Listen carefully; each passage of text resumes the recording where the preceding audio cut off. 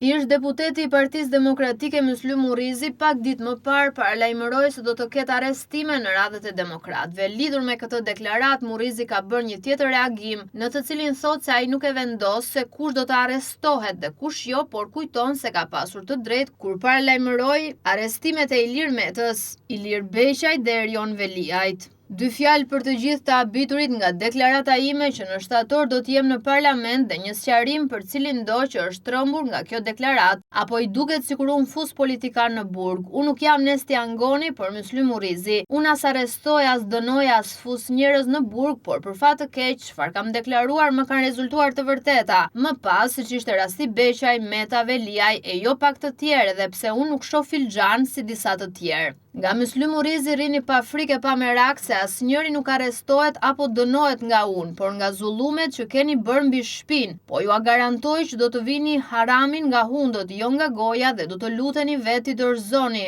jo vetëm mandatet, por karriget dhe ofishet që keni zaptuar prej dekadash, duke ju fshehur votës së shqiptarëve. Dhe për t'i bërë mirë demokratëve, opozitës dhe jo spurdhiakëve politik që struken poshtë tavolinës për një karrige, duhet që të gjithë drejtuesit e qarqeve që kanë marrë një rezultat më të dobët nga viti 2013, 2017, 2021, të qërohen nga çdo funksion vegjetues që mbajnë në PD dhe nëse kanë sadopak moral, dinjitet, kurajo, duhet i dorëzojnë mandatet e deputetit e të largohen një herë e mirë nga mbajtja penge PD-s në opozit duke bërë pazar të pist me Ramën, siç bën në korrik të 2024-s, thot ndër të tjera Murrizi. Demokrati ka dhe një përgjigje për Sali Berishën, i cili e ftoi t'i thoshte publikisht emrat që do të arrestohen nëse i ka. Murrizi shkruan se nga 3 emra që i ka thënë Berishës në shtator të 2023-shit, 2 ndodhen në qeli, ndërsa 1/3 është gati të arrestohet sipas Murrizit. Ndërsa deklaratës së zotit Berisha që nëse unë kam emra konkret duhet i them publikisht, po i përgjigjem që unë nuk jam as Aranit Çela, as Rapi Mino, as Alush Dragoshi, as Arben Rakipi, Dhori Sollaku, Ina Rama apo Ben Kraja e Altin Dumani, por për fat të keq doktor, nga 3 emra që të kam thënë në korrik të 2023-shit që do të arrestohen nëse mban mend, 2 janë sot në kokër të burgut dhe tjetri nuk e kap shtatorin e këto nuk i kam futur unë, por babzia e tyre,